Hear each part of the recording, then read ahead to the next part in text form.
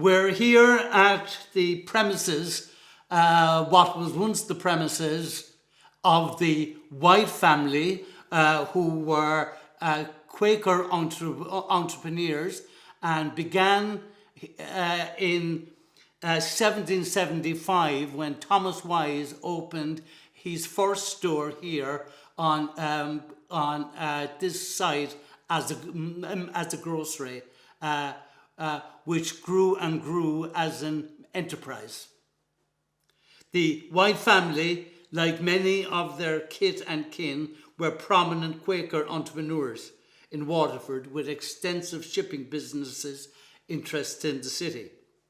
Thomas Wise began trading here in what is now O'Connell Street, formerly King Street, in 1775, when he opened a grocery store. He was succeeded by his son, William, in 1799. White's business prospered, and very soon they were stocking a wide variety of imported goods, such as tea, coffee, spices, sugar, hemp, and tar. The ever-increasing extent of their trade led them into building their own ships. William White opened the Shipyard in Ferrybank across the way in 1818. Many of their skilled workers and labourers were recruited locally. Between 1820 and 1870, craftsmen and artisans built over 60 wooden sailing ships. The work was of such a high quality that the reputation of Whites grew nationally, indeed internationally, and in high demand by leading cross-channel ship owners in Britain and elsewhere, including Blythe and Beasley. Of their 60 sailing ships, the full-rig 201-foot Merry England, built in 1856, was the biggest wooden sailing vessel ever built in Ireland. Earlier in 1835, the Hellas, a 92-foot schooner, had the distinction of being the first ship to bring a consignment of tea direct from Canton, China to Ireland for Bewley's of Dublin. Makes one think of bringing tea and oranges all the way from China. In time, the businesses passed on to William's sons, George and Albert, with the latter taking over the shipping interest while George stayed with the store, developing it further, including a pharmacy. Everything from a needle to an anchor, as they say. The present building dates from 1874. The arrival of steam hastened the end of commercial wooden vessels, so the shipyard closed in 1870, while the store became very much a Waterford institution, ending a long legacy of trading here in 1986. Now, there was a bit of repetition at the very beginning. No, that's great. Oh, yeah. Just a couple of questions. When we say George White's, the Whites, are we talking about where Desi Grubb was before, or are we talking about the other one? George White's is where the Frank English building is. Okay. It's now a Polish goods or something. I might have added a Frank English bought it in 1986, because Frank English is over the door. Okay. It might be worth including that. Ending a long legacy of trading here in 1986 when the premises was acquired by Frank English, because his name is over the door. Great. Okay. Great. So do you want to go straight on to John Moore? Okay. Now, I will be saying when we do Garter Lane, we can preface that by talking about the Quakers, while only being 2% of the population, absolutely. were entrepreneurs, and why they were entrepreneurs, and what they brought. Why were they merchants, and why did they thrive? A bit of a kind of that would be the thing around Garter. A general introduction. A general introduction there. Now.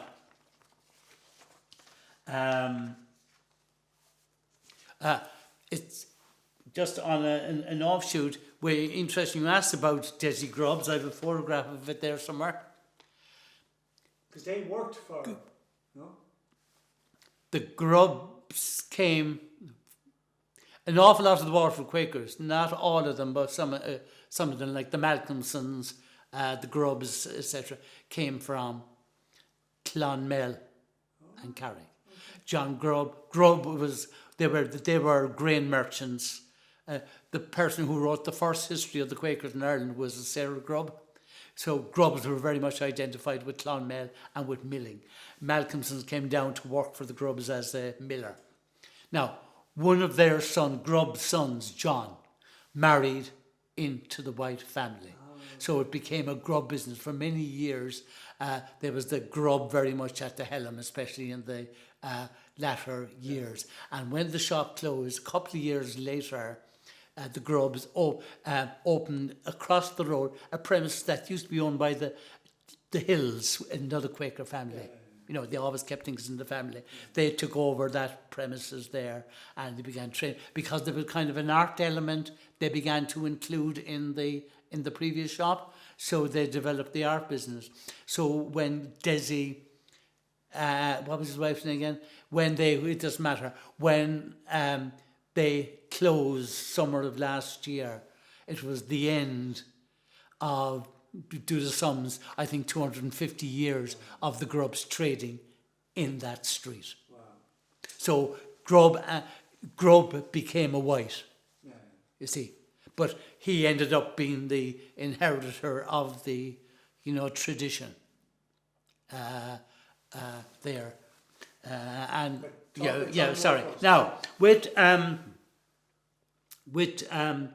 John Moore, have you seen the plaque? Yeah, you're down Georgia Street. Yeah, it's over at the door. Yep. Now, I would, difficult here, you read it and then we'll see, is that the plaque erected by Cumann Shan Óglaigh, Fianna Éireann, an enthusiastic Republican group, the Shan Óglaigh, but it's inaccurate. It says President of Ireland. There's a general myth out there, I cover it, there's a general myth that he was declared first president of the Irish Republic. He wasn't, whatever. So I decided I would start off, because the people are here, it's been pointed out, reading what's up there. And then going on to, again, it's only that long, going on to explain gently that he was the president of Connacht and why he was appointed and why he ended up here. Again, a lot of history into a couple of words. So we're here looking up over the entrance of the city square. We start again. We're here at the entrance of Georgia Street Shopping Centre, and if you look up, there is a stone plaque in memory of John Moore, 1763 to 1799, first President of Ireland. He was held prisoner here, erected by Cumann Shan Óglaigh, Fianna Éireann. So reads a small plaque over the main entrance to George's Court.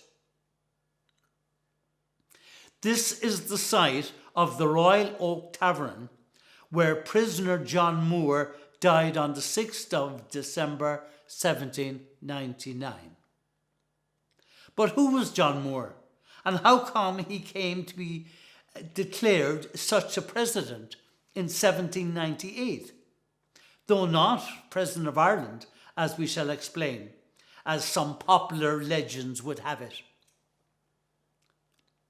John Moore was the eldest son of a wealthy Mayo merchant who resided at Moore Hall, built, it is believed, by Waterford's John Roberts. In that year of the French, 1798, when in response to the urgings of Wolfe Tone and other United Irishmen, French General Humbert landed at Killala, County Mayo, with a force of troops to support the Irish rebels. Humbert, keen to have an Irish leadership figure to front the campaign, so he appointed the 35-year-old John Moore of Moore Hall, a well-established local family, and declared him to be the president of the Republic of Connacht, the western province of Ireland. Despite early successes at the likes of Castlebar, the heroic efforts came to an end at Ballinamuck.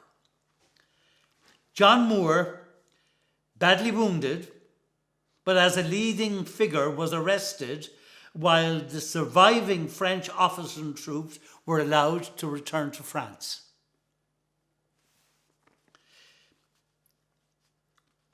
He was being brought under guard to the Geneva barracks via Waterford in December 1899, where his condition worsened and died while detained at Waterford's Royal Oak Tavern at this location on the 6th of December, and was probably buried secretly, as there had been no awareness of it in the local folk memory. But in 1960, local man James Troy, while tending to a family grave at the ancient cemetery of Ballygunner Cemetery, stumbled upon a headstone which read, now mounted on a west wall ledger stone. Here lies the body of the President of Connacht, John Moore, Esquire, of Ashmore in the county of Mayo, who died in the city of Waterford, the 6th of December, 1799. The discovery attracted national attention, and the following year it was decided to bring him home to his native Mayo.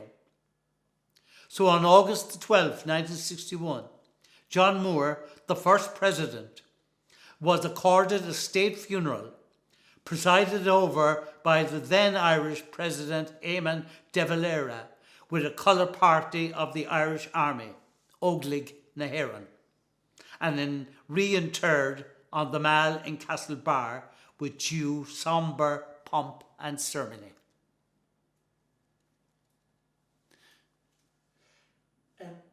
Is there any plaque out in Ballygunner where he was? Apparently, it's on, I say it there, I stumbled over it a bit, like a monument.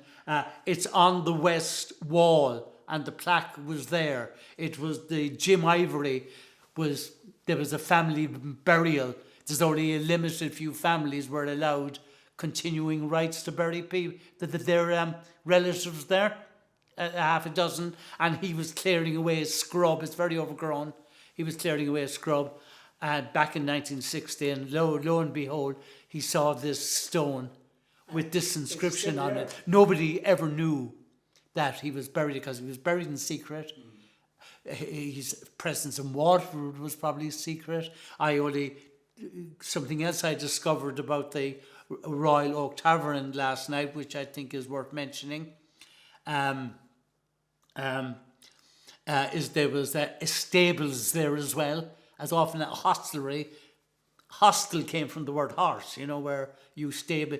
stabling your horse was more important, as just important as you getting a night's sleep, whatever. So there was stables as well, and he kind of really fell ill in there, and he stayed there, and then he was secretly buried.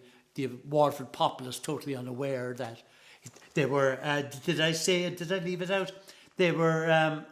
They were on the way to the New Geneva, which had been built with all sorts of things, but became a 98 prison camp, and they were going to bring him back over to England or whatever there. But the stone was left there, and apparently it's on the west wall of the church. It might be worth we get a shot have a shot at it. Michael Sumner has a very good photograph of the church online. I try to stay away about using their stuff on. Are you going on to the Garter Lane, the meeting house, or what? Oh no, I won't do that. I won't do that today. Okay. I could rattle off something now, but I'd like to have it a little bit more structured. Grand, okay. Yeah, Grand. even though I have it all in my head. The other thing, which I discovered only last night, just checking something else in, these are you can take away 2 pages from Dan Dowling's book, Streets. the Street, which is my most used book. That, surprise, in the Royal Oak Tavern, it also mentions when T&H's was became T&H's. That's here. Is that Charles Bianconi began his commercial life in Waterford, staying at the Royal Oak Tavern. Wow. It mentions it here. It was in this establishment in 1807, then in the ownership of a Mr. Prendergast, that Charles Bianconi, later to become the famous stage owner, first offered his services in the city as a gilder, burnisher, portrait and print glazier, picture framer and print seller.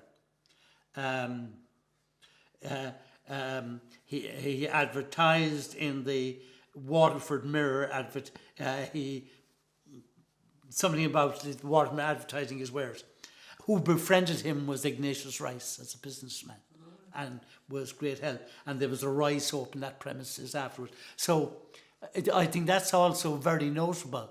He's mainly associated with moving into the Granville and operating from there after the Mars sold it and so on. But I hadn't realised that this is where he first lodged and befriended by Edmund Rice, who was a merchant background, befriended him and helped. Which we might as well say it. I leave out that last sentence there because it's just repeating something.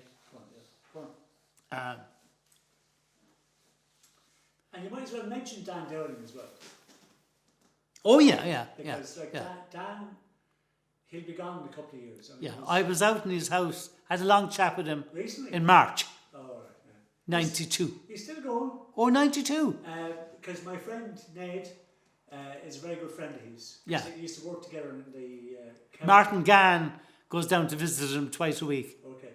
But Ned said that he was supposed to go out to him there a couple of weeks ago, and Dan cancelled it because there was a young student coming from UCC to talk to him about some research. Oh yeah.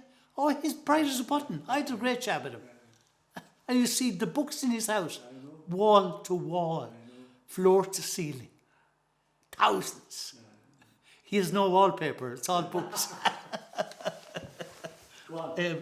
Amazing. And I used to quote his stuff in my column, and he said, "Oh, I used to follow your column." He said, "I used to always love when you quoted me." He said. It was also in this establishment of the Royal Oak Tavern in 1807, then in the ownership of Mr. Prendergast, that Charles Bianconi later to become the famous stagecoach owner.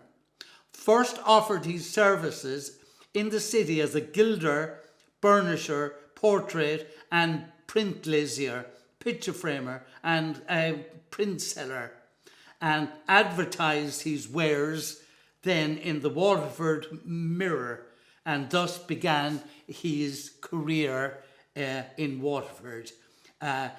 He was greatly helped in those early days by none other than Edmund Rice, the founder of the Irish Christian Brothers, who had formerly been a merchant of the city. In 1892, the famous licensed premises of J.P. Kennedy was acquired by T&H Doolan. J.P. Kennedy, who had spent many years in Australia, was an ardent Irish nationalist and Landleaguer, and it was in his house here that much of the local business of the League was transacted. The location of the T&H premises here is on a very historic site indeed, is that the back wall of the tavern is part of the ancient city wall, the ancient city Anglo-Norman walls of the city. T&H's became the into the ownership of Liam Clancy, and it became firmly established in Waterford as a venue for music, particularly a sort of folk music. From Liam Clancy's time, a folk and arts club was established in T&H's, where they invited many guest artists on a regular basis to perform there. It was still going strong in the 1980s when I had encountered, as a teacher in Newtown School, a then 15-year-old student who showed great promise as a singer and a guitarist, and used to play around the school. And I inquired of her, I said, I don't recognize a lot of those songs. Did you write them yourself? No, I said, I don't recognize a lot of them. I said, well, they're my own songs, which I was impressed by. So I approached the organisers of the folks and art clubs, Martin O'Malley. I approached the chairman at no, he wasn't chairman. That was Ogie Aldrin Fitzgerald. I approached Martin O'Malley. Would he be willing to give this young 15, 16-year-old a support slot in the near future for one of the shows? And Martin, always keen to encourage new talent, young talent, happily agreed. So on the night we appeared, the main act that night was Dominic Mulvaney. In due course, Sinead went on stage. Myself and Dominic were sitting at the bar, idly chatting. And what happened next was extraordinary and stunned the entire audience, who were expecting, a nice, gentle performance from this young teenage schoolgirl. Her voice took over the entire T&H's. Everybody turned their head and their ears in absolute astonishment of what was coming from the stage.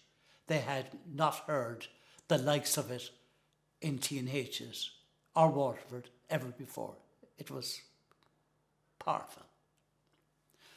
This also represented a big moment for Sinead. She was on a stage performing to a music and art audience and keen to make her mark. A memorable thing, Dominic Mulvaney, who memorably said to me, "How am I supposed to follow that?" And as they say, the rest is history. She played in a few other venues in Waterford afterwards, including the Norris Minor with Liam Merriman. Following that, an interesting part of the story, which hasn't been previously told, she approached me one day in school later on that she wanted the Tipperary Peace Prize had been established a couple of years before against the backdrop of trouble in Ireland at the time and elsewhere. And she asked me how could she go about entering a song into the song contest that they had organised. Would she score the music, etc.? And I said, it's not done that way anymore, Sinead. You make a demo. And she said, how would I go about that? Well, I said, it so happens that a college friend of mine, his brother, a band called Loudest Whisper, Brian O'Reilly, has the recording studios, the Fiona Studios in Fermoy. I'll contact him and ask him, would he record some of your songs? And you could send that in. One of the songs was a song before the war, which I duly organised, including bringing my brother from Cork to play keyboards, and another pupil in the school on guitar, Jeremy Maber. So I brought both of them to the Fiona Studios in Fermoy. And again, what happened there, now, it was my first time in a recording studio, but the much experienced owner, long-time musician of the Fiona Studios, Brian O'Reilly, we recorded 3 songs in 3 hours, arranged and produced, certainly arranged by Sinead herself. He was looking at amazement at this now 16-year-old asking for, could we double that? Could we have this effect? Could we have that effect? Could we have keyboards there? Well, whatever. And she was in a kind of a natural environment creating what was being made there. Again, when I had initially asked him, he said, yeah, he gave it to me for a very nominal price, helping out because of our past acquaintance.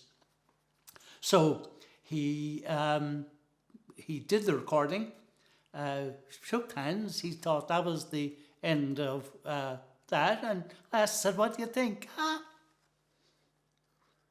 Sounds promising, and left it at that. So when history took his course, Brian contacted me, and he said, "Do you remember that?" Oh yes, when on leaving school, Sinead. Which Brian gave us the master tape on leaving the studio. On leaving school, Sinead gave me a present of that master tape.